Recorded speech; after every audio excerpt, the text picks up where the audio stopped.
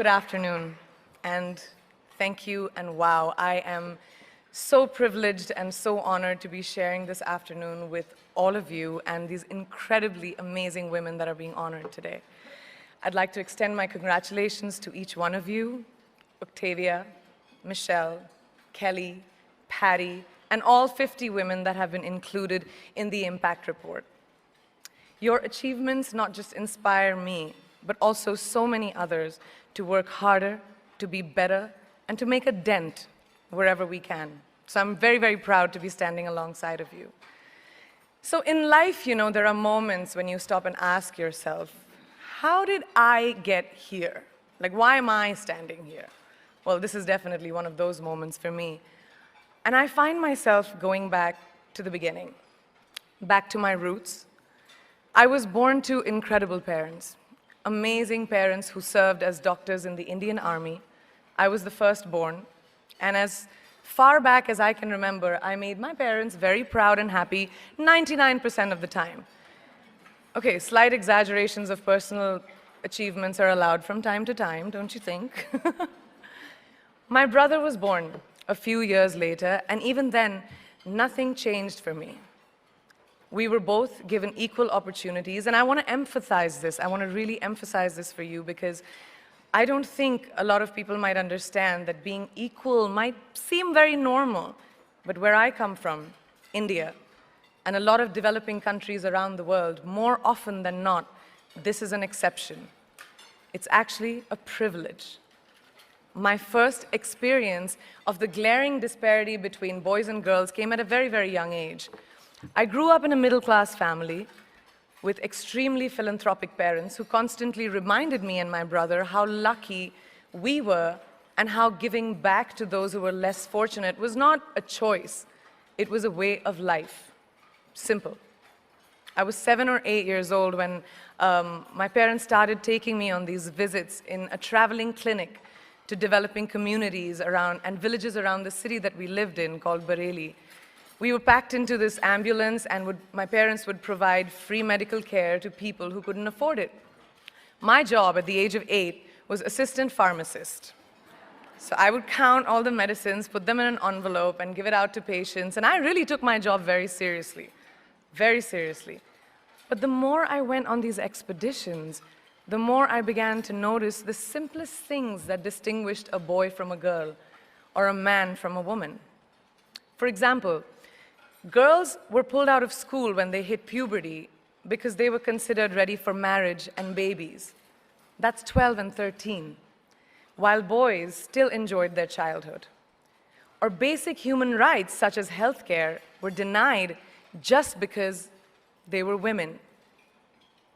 Let's call this whole experience trigger number 1 for me.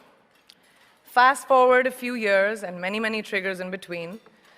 Like a producer-director, for example, early on in my career, I must have been about 18 or 19, telling me that if I didn't agree to the ridiculous terms or painfully low salary in his movie, that he would just replace me. Because girls are replaceable in the entertainment business. That was a memorable one. Made me decide to make myself irreplaceable. But I think what really moved the needle for me and ultimately led me to create the Priyanka Chopra Foundation for Health and Education, and around the same time partner with UNICEF, was an encounter with my housekeeper's daughter. About 12 years ago, I came home from set early one day, and she was sitting in my library reading a book. And she must have been 8 or 9 years old, and I knew she loved reading.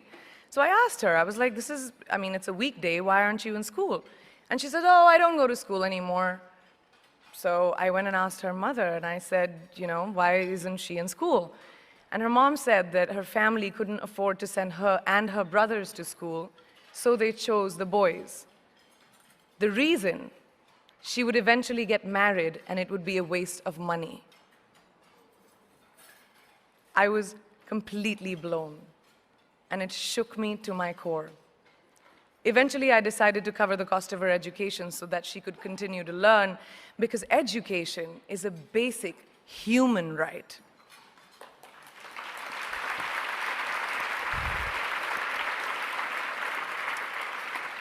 And a huge necessity, especially today. From that point on, I was determined to make a difference in as many children's lives as I could, in whatever big or small way that I could contribute. There's a really, really beautiful quote that I read recently, and I think it's absolutely appropriate to explain what I'm trying to say today. The hand that rocks the cradle, the procreator, the mother of tomorrow, a woman shapes the destiny of civilization. Such is the tragic irony of fate that a beautiful creation such as a girl child is today one of the gravest concerns facing humanity. Girls have the power to change the world. It is a fact, and yet today, girls are more likely than boys never to set foot in a classroom, despite of all the efforts and progress made over the last 2 decades.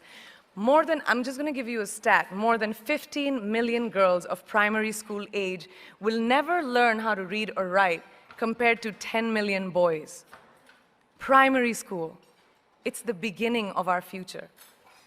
Over the last 11 years, I have witnessed firsthand the incredible work that UNICEF does for children around the world, especially victims and survivors of child marriage, displacement, war, sexual violence. But there is still so much work to do.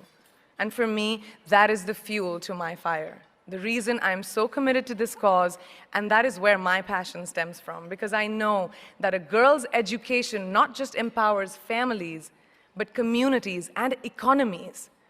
A result of her education, we all do better. It's just as simple as that.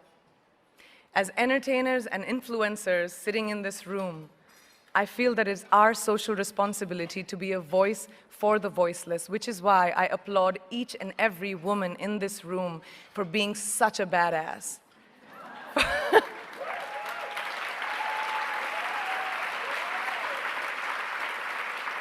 For using your platform and your voice to contribute to change, and for ensuring that there is not even one lost generation as long as we are alive.